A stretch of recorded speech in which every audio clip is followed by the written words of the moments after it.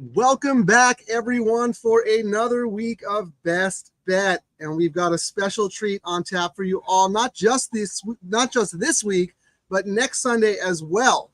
Both the 2022 winner of the Breeders' Cup Betting Challenge and the 2021 winner.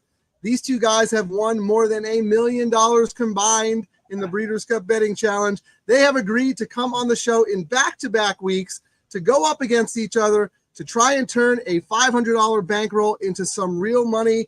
But before I get into that and introduce this week's guest, let me just reiterate, as I do every week, this is not a traditional selection show. We are not going to talk about every race. We are just going to look at specific races and opportunities to make a decent score with our wagering acumen. If you're watching live, feel free to leave us a comment or ask us any questions. If there's time, we'll get to it. The show will also be archived on Del Mar's Twitter, Facebook, and YouTube platforms. So, without further ado, let me introduce today's special guest. He's been on this show before, and he did such a great job walking us through his targeted approach and strategy to building his bankroll. The 2022 Breeders' Cup Betting Challenge champion and winner of more than $500,000, Drew Coatney. Drew, welcome. Hey, thank you. It's great to be back. I'm so glad you're able to join us today. You know, last time you were on the show, we talked about how you had a strategy to win the Breeders' Cup Betting Challenge, and suddenly you found yourself in a position to actually win and make a huge move going into the Classic. You walked up to the machine and you had the stones to bet $97,000 on Flightline to win. The rest is history. We don't have to rehash that. People can go back to the YouTube archive and watch that show again. But Drew, tell me, what has life been like as a horse player post Breeders' Cup Betting Challenge victory? How do you ever compare a really good winning day to something like that? Yeah, well, doing it with friends. I mean, that's first and foremost. The crew we have between Matt Miller, who I was an understudy of, and Paul Halloran and Howard Kravitz and the whole entire crew that we run around with. I'll tell you how you followed up is coming second in the Grade 1 Gamble at Keeneland, only to be beaten by Paul Halloran, who smashed like a $10,000 double for the highest score in history of Grade 1 Gamble history, turning, I believe we start with $2,500 and he turned it into $70,000. Wow. And I came up short with $40,000. So there was a little imposter syndrome of can lightning strike twice, and was able to do it again. And then actually hanging out with you as well in Santa Anita with my dad coming out over Belmont Stakes Week, and able to put up a fourth place score. Had an opportunity to push. I liked Arcangelo, but I didn't love Arcangelo enough. And I was sitting on $13,000. Starting bankroll was, I think, $15,000 or $1,000. And could have pushed to get up to 20,000-ish and probably win the whole thing. But I didn't love it. It's Belmont. That configuration of the distance is hard to really trust. So it wasn't like Flightline. So you got to know when to put it all out there and when not to. And as the great Mike Maloney says from time to time, if you're not passing enough winners, you may be betting a little bit too much. So that one stung, but I'll still take fourth place and several stacks worth of cash on the way. Yeah, that's quite a roll you've been on. And for those out there who might not be familiar with live bankroll play, these tournaments are a very unique experience, but we'll get into that a little bit more as we go through when we talk about Drew's approach, because Drew treats a lot of his daily play like a live bankroll contest, and I'll have him explain that in a second. I love that approach. It's very disciplined. It's very targeted, meaning you set a goal for yourself and then you take your bankroll and you try to get there in the least amount of moves possible. Like, let's face it, it's very, very hard to hit a bunch of races in a row. But if you only need two or three races and wagers to get to where you want to be, you could actually, you can make some noise. Tell us about that and how you set these targets for yourself and how you roadmap your way there.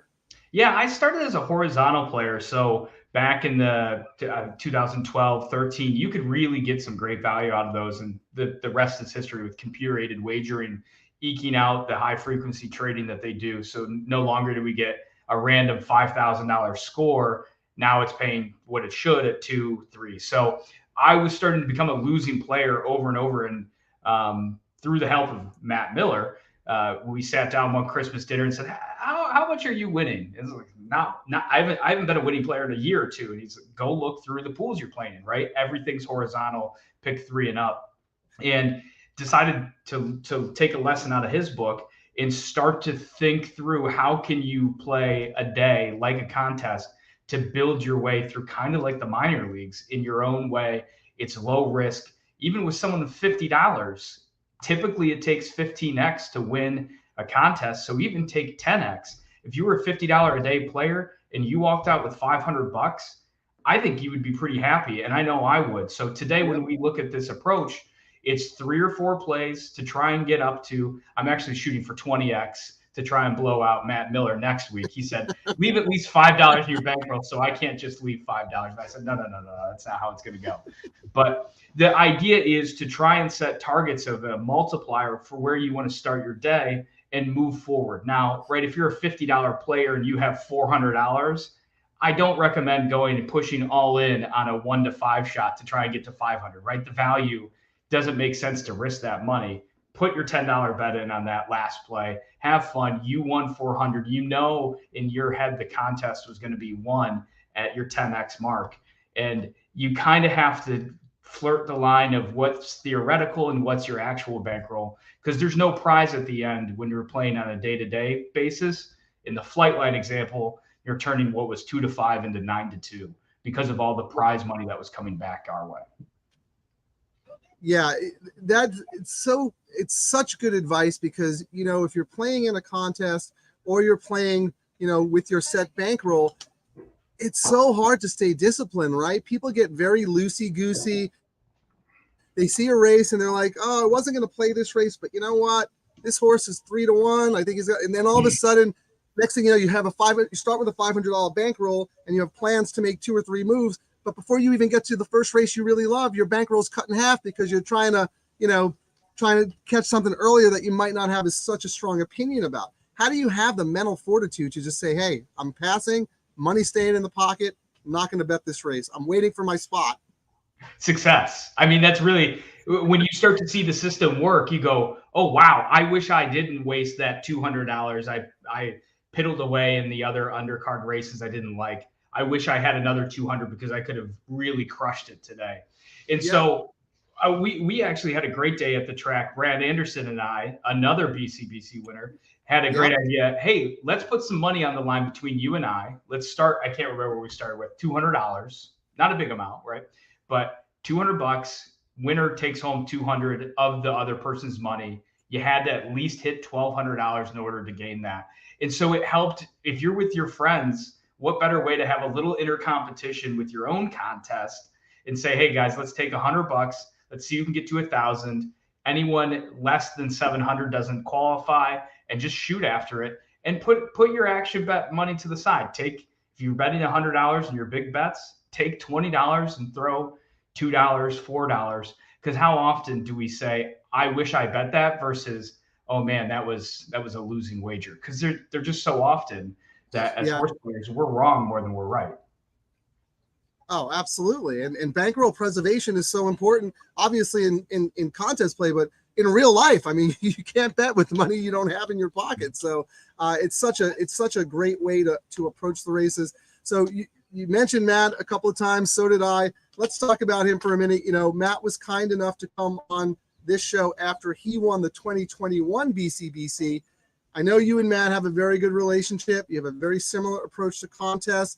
I know how much you guys respect each other, but I have to tell you, Drew, when I ran this idea by Matt, he said, bring it on. His competitive juices really started to flow. And for a second, I thought he was going to cut a WWE promo trash talking you for a minute there, because he was so pumped up. He thought it was a great idea. But that's one thing I love about racing. Like we're all competing against each other because we're all in the pari-mutuel pool together. But, you know, we're also friends. We all know, you know, what it takes to be a horse player and just how hard it is. Tell us a little bit about that, about the camaraderie at the races and the friends you've made over the years. Yeah. And Matt's a wizard. I mean, you look at him and you go, wait. Why are you shoving thousands of dollars in your shoes again? Because you did what? How much?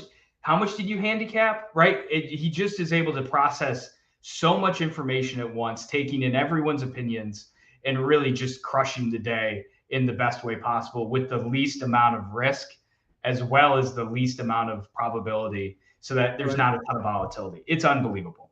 The camaraderie side of it, I think one of the greatest things that happened and was with the grade one gamble. I finished second. I was pumped about that. And I knew I was going to be cutting it close on leaving the putt short. So I think I ended up with 37, typically 40 wins it. So I knew my fate was sealed, but Breeders' Cup seat for second. I was happy.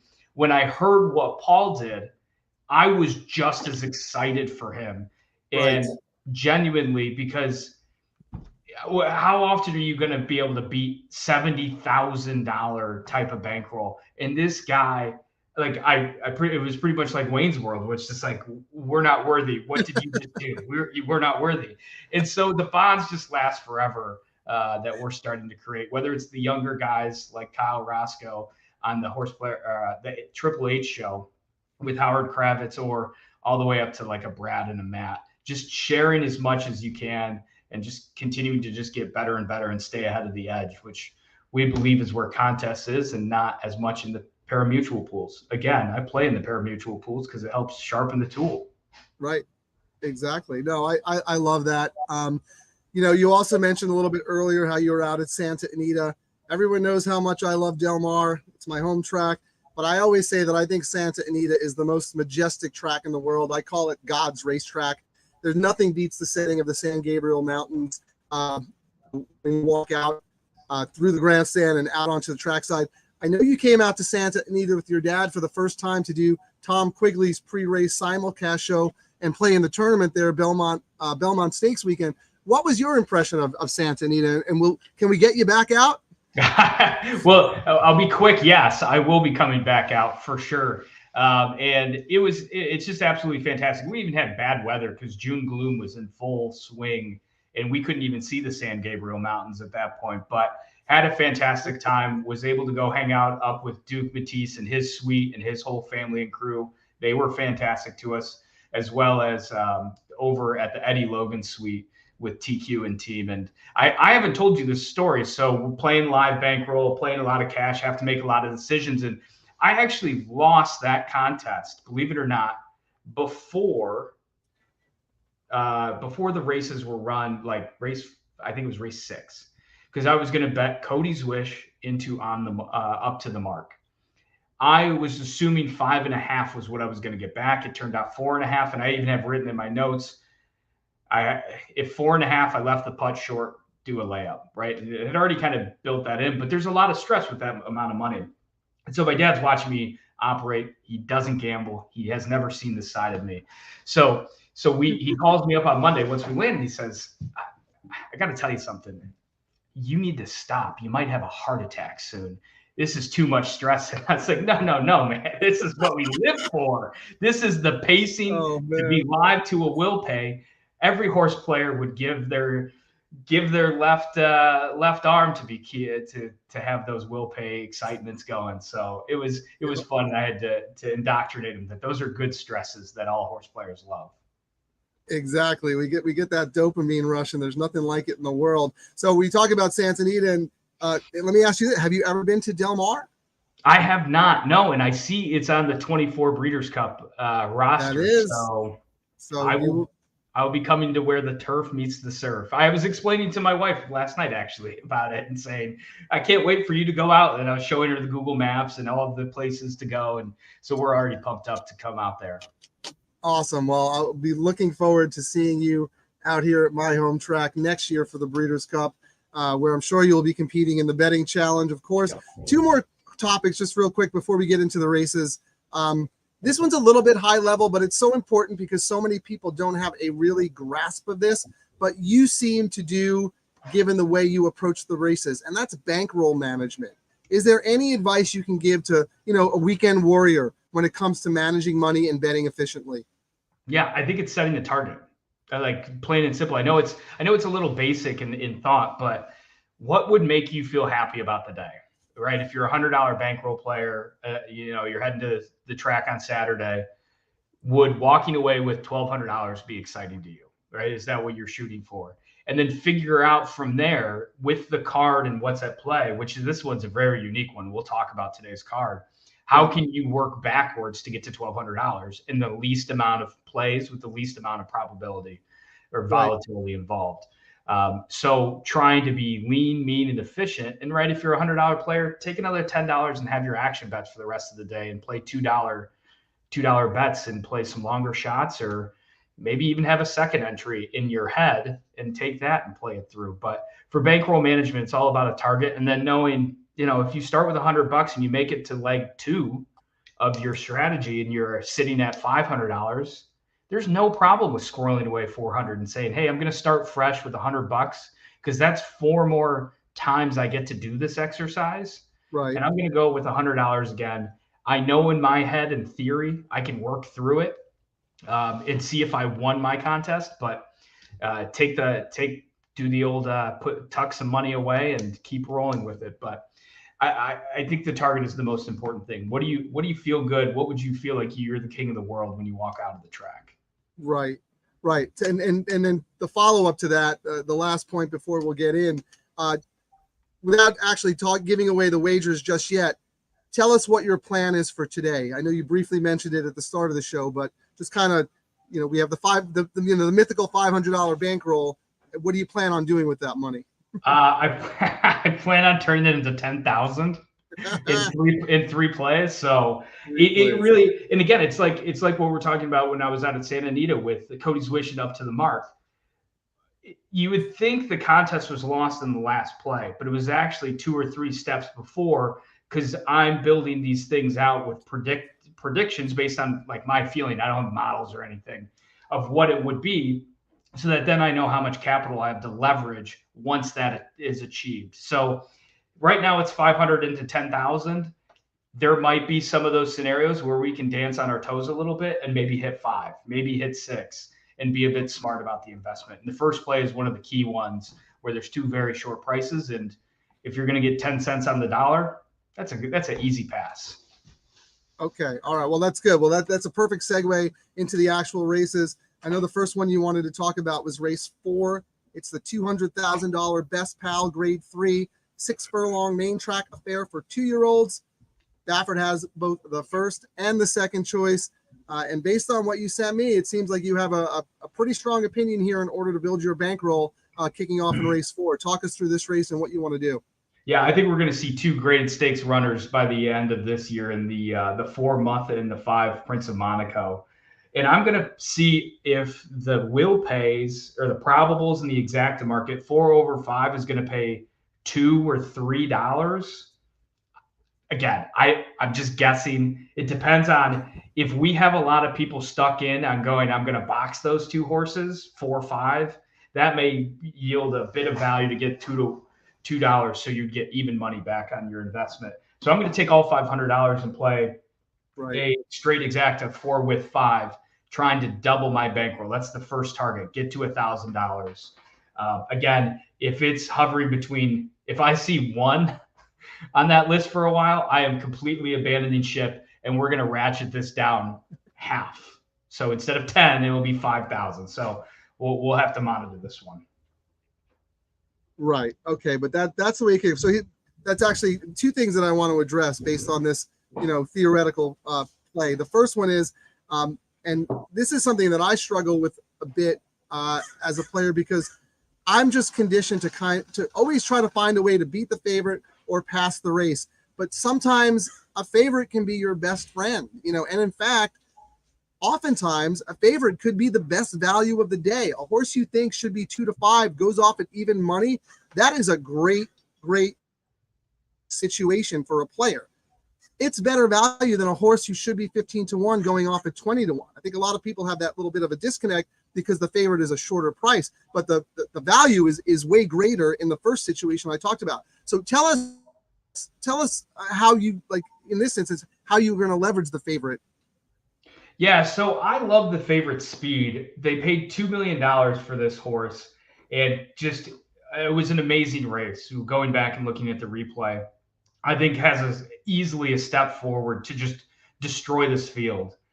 The second horse, the 5, I believe, Prince of Monaco, Yeah. I just don't think has the speed, but is going to be able to finish and beat the rest of these bunch. Right. There's some other inside horses that may have, but their form is a little exposed. Most notably, the number 2 Trench is going to run well, but I just don't think is going to be able to take that step forward to the foundation of Prince of Monaco at 9-5. So the 4 over the 5. And real quick, one thing you mentioned was how do you look at favorites and get value out of it? And yesterday at Saratoga, there was a fantastic value with Rhyme and Schemes, who the number 4 Hall in that event race. Anyone who wants to go back to the PPs, race 8 from yesterday at Saratoga. Hall took some money, ran a 68 buyer, and Rhyme and Schemes ran a 94 buyer on the second start. Rhymes and Scheme was installed at 4 to 5 in the morning line, and I think a lot of people felt, wise guy, I'm going to bet Hall at 4, the number 4. And the 6 just opened up by 12 lengths and was even money. That's a bet I would focus a day around, trying to build leverage. Another one was Fev Rover at 4 to 5 yesterday, right before the Arlington Million.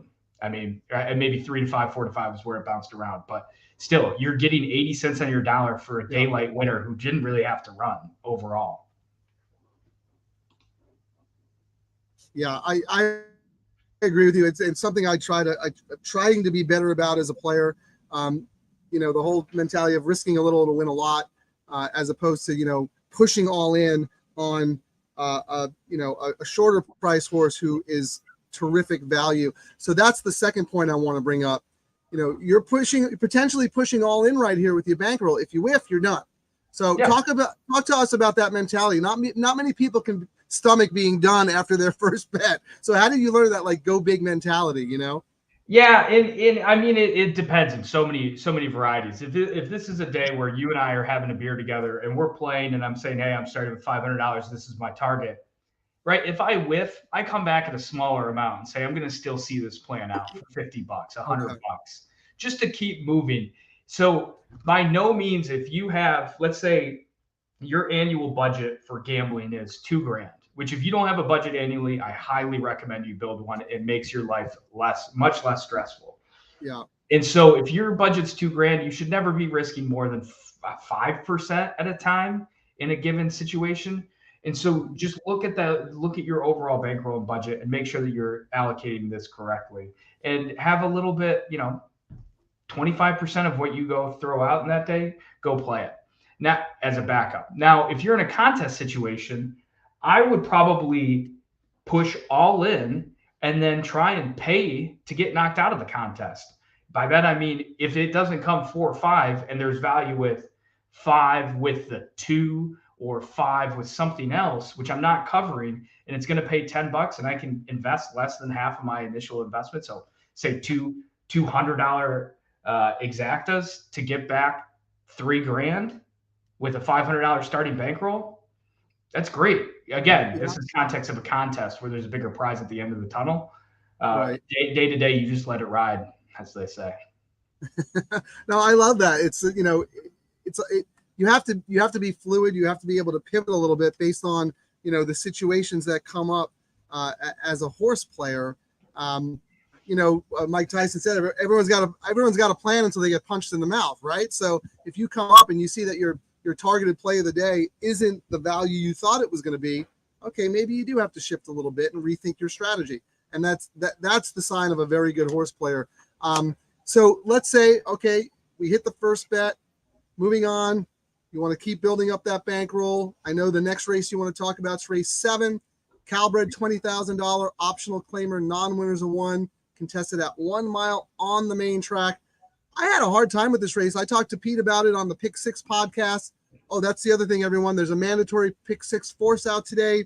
So get involved. And I know Drew's going to talk about a couple of the races in the sequence, but I was very confused by this race because there are a bunch of turf horses in here. There's a few stretch out sprinters. I really couldn't get my head around it, but it looks like you have a strong opinion here. So walk us through this one.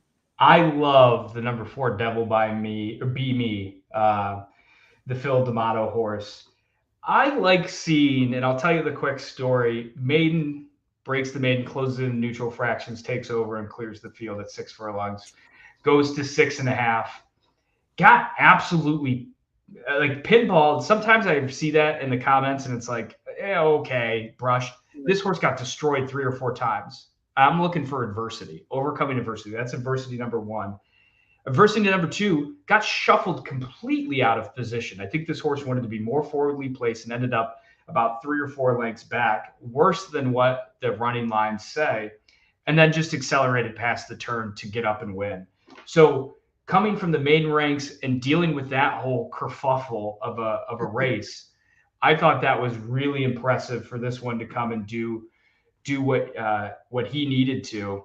And a lightly raced 5-year-old, I think the sky's the limit for this third start off a layoff. I shouldn't say sky's the limit. I think we can continue to improve, but not winning the Breeders' Cup Classic. I don't want people to mix my words with that. But Devil Be Me, I think, is a tremendous value horse in this play here. And I think you will get 2-1 in this spot because it is a very perplexing race. And if I'm aggressive in this spot, I think the double that I'm going to get in the next race with the 5 and the 9, I lean very strong on the 5.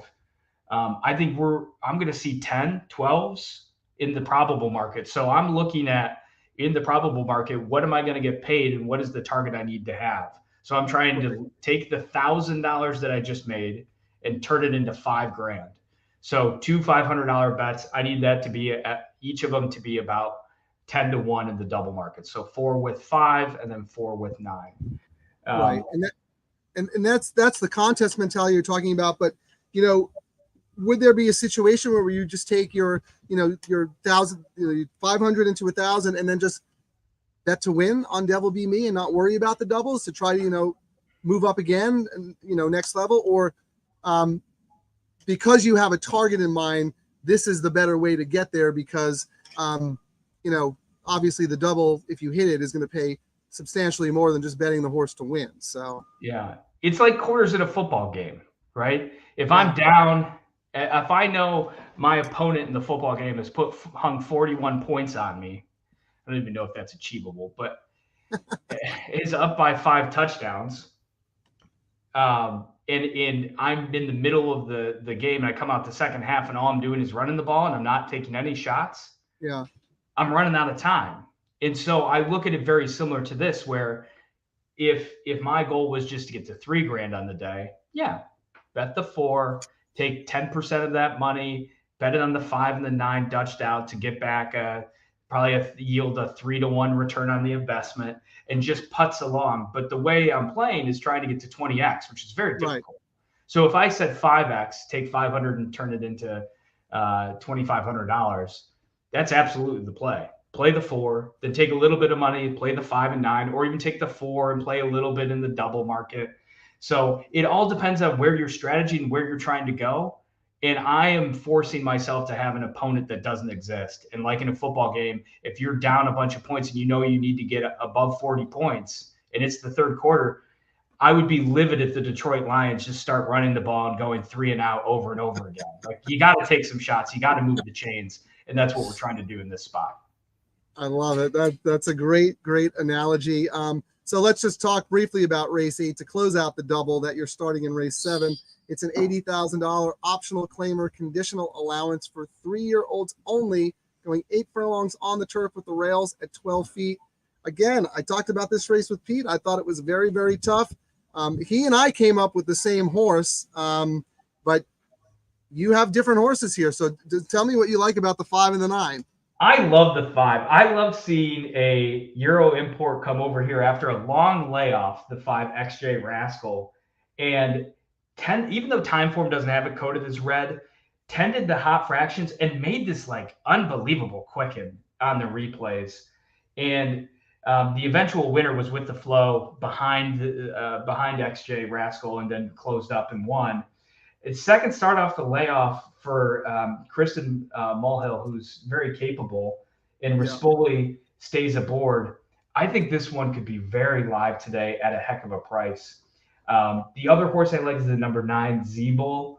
Not as much, and I may weight my bets a little bit so they lean towards the 5 to get paid more. So instead of Dutching, and when we say Dutching, that's I'm taking 4 with 5-9, so I'm playing 2 doubles. maybe I would weight them equally so that when I get my payout, I'm looking at the same number. Right. But I have more of an opinion on the 5 than the 9.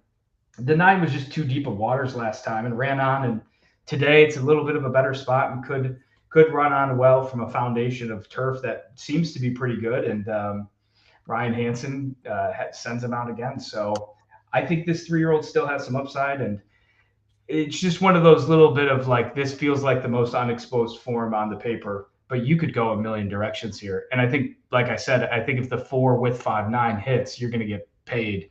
And in our situation, I'm going to be sitting pretty. Yeah, no, I definitely like both those horses as well. They will be on my pick 6 ticket. You'll have to listen to Pete's podcast to find out who both Pete and I really like in that race as well. But I want to just go back to something you brought up. So smart, about maximizing your opinions and betting efficiently. If you like a horse more, if you like 2 horses in the race, but you like one of them more, more of your action is going to go through that horse. A lot of people get lazy and just, if $50, they'll do 25, even though they like, the 3 horse more than the 5 horse that they're also using. So you just have to be really smart about that. You talk a little bit about that concept. Yeah. And it's something I need to get better at because I'm a math guy at heart. So I love equalizing the probability, equalizing out. So at the end of the day, if I'm live to the 5 and the 9, I'm not rooting for a different interest. As the Steve Christ way of weighting your bets appropriately so that your payouts are similar. But if you have an opinion, make sure you put and express it where you need to, so that, at the end of the day, if let's say if I'm betting a $300 double on the 4 with the 9, I bet you it's going to pay close to 20. That's plenty for me. Like, I'm going to be happy with 6,000. I can throw the rest of it at the 5, and that may pay 15. And I'm going to put $700 into that, and I'm going to more than double what my payout is. So just trying to figure out where you have an opinion. If you really don't, then this concept doesn't come into play. But here, it was one of those defensive use horses that's a good value for us in the 9. Okay. All right. So let's say the racing gods are smiling upon us today, and you've hit all your bets. In your head, where do you think your bankroll is at going into the last race? And then we'll talk about, how you're going to approach the last race. So after let's say you close out the double, where do you think you're sitting at? What number is it you have in mind? I think it's between 6 and 7,500 ish, roughly. It really depends. I think it could be pretty darn close to that. So the move in the final race is not going to be that hard. Yeah. Okay, well, let's talk about the final race, race 10. Very tough starter allowance, which will close out the card and the pick 6. I did this race for the Del Mar website, so you can check out my analysis over at dmtc.com. I thought it was very, very tough. I have a couple of horses. I used a couple of your horses. I have someone else that I'm using, but how are we gonna get paid in this race? How are we gonna hit our target? And what's the approach? Yeah, did I send you the wrong? I might have sent you. It's race 10 that we're going to close out in here. Oh, your graphics. Yeah. Race 10 is where we're going to close out in. Yeah, I haven't changed the graphic yet. I was going to give you the reveal when you started talking about the race. So I'll just put it up right now. Is that correct? Yeah, and so if I'm sitting at $6,000 to $7,000, again, I'm not going to go fire $6,000 or $7,000 at this to do what I'm about to go do to make an extra 3. Right? That's like. This is all mythical at this point. Now, if we're in a contest, absolutely, fire away, because this is going to make some bettors' teeth itch. But I'm going to play 3 horses to win and more if I can. I'm going to play the 1 Golden Eye, tried dirt last time, didn't work, and today gets to move back to the turf where this one has been tending some paces and carrying on well enough. Really no speed today, so could actually just get out and sit the rail. The number 9, Talus, will be right up behind our top choice and a smidge better of a closing kick. And then the number 3, Chiefs Blanket, lightly raised, coming off a year-long layoff. It could be anything. Debuted well as a 3-year-old. So I'm going to use those 3 horses to take $6,000 or $7,000, push all in on win bets. If I can afford a 4th, if I can afford a 5th, if I can afford a 6th, if I can afford a 7th horse, I will do it to try and get to $10,000. And so all I'm doing is looking at the imputed odds in DRF formulator. And if Golden Eye is paying 5 to 1, that's that's not a very round number for me to try and do math on. So you take 10,000 divided by the 6, I need only $1,600. So that's not even, that's about a quarter of what I'll have. So I'll have another 75% to fire away and try and crush Matt Miller's dreams of hitting a 20X bankroll builder.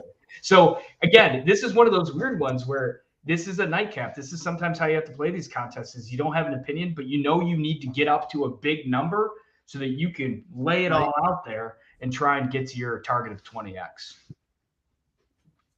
I love it, Drew. This is so smart, and it's so elucidating for me to hear you talk like this and talk about the approach. And I know Matt's going to have a lot to say next week about this as well. But, you know, Matt's been listening, I know, because he's been sending little messages to us while we're talking. Come on. What do you got to say to Matt? Throw down the gauntlet. I love the man. That's about all I have to say. No, I mean, it's like the best rivalry and competition. And I only hope that when we are sitting there for the sprint, the dirt sprint, which ends the Breeders' Cup Classic, him and I are both duking it out at the very end. I mean, what better way to go? I love it. I love it so much. Thank you so much, Drew. This has been an incredible session of Best Bet. BCBC champion last year. And then, like I said, we got Matt Miller coming on. He won the Breeders' Cup Betting Challenge in 2021. It's just, you won't want to miss it. I love the friendly competition. But more importantly, I just love the approach. I love that idea of having a target and trying to get there. Thanks for watching, everyone. As the great Harvey Pack used to say, may the horse be with you. Harvey, as I always like to say, good luck to us, and let's make some money. See everybody next week. Thanks, Drew. You're welcome.